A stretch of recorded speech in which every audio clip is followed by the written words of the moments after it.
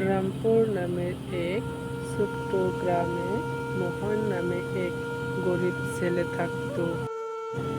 সে খুব গরিব ছিল।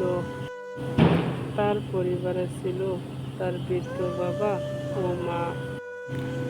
তাদের না ছিল কোনো জমি, না ছিল কোনো খাবারের নিশ্চয়তা।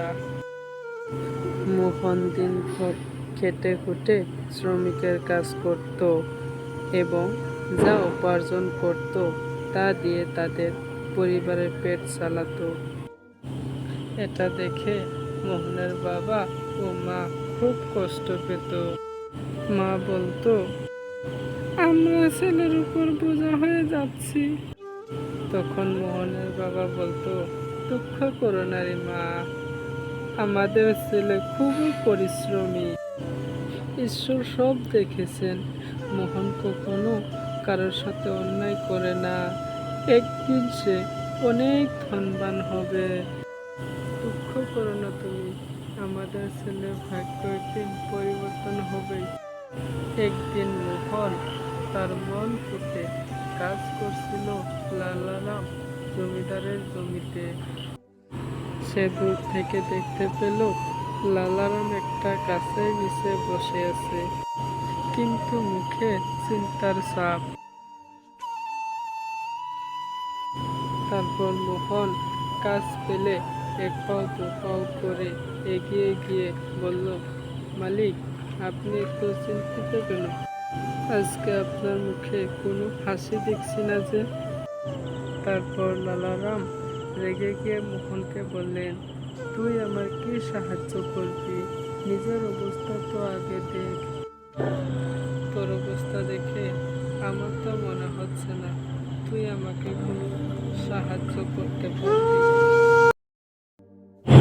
তারপর মোহন শান্ত হয়ে লালারামকে বললেন, মালিক, আপনার দুঃখে আমিও দুঃখিত হয়ে যাচ্ছি। আপনার কি সমস্যা হয়েছে আমাকে একটু খুলে বলুন। মোহনের এই কথা শুনে লালারাম মুগ্ধ হয়ে গেলেন। তিনি বললেন, তোর বাবা নিশ্চয় মহান মানুষ ছিলেন। তারপর মোহন বলল, আমার বাবা বলতেন, জীবন ঋতুর মতো, সব কষ্ট একদিন কেটে যাবে।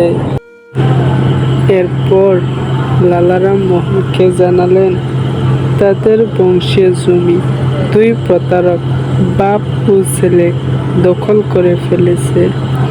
তারা প্রভাবশালী হওয়ার জন্য লালারাম কিছুই করতে পারছে না। তারপর মোহন বলল, মালিক, আপনি কোনো চিন্তা করবেন না, একটা উপায় আছে। মোহন একটা চালাক পরিকল্পনা করল।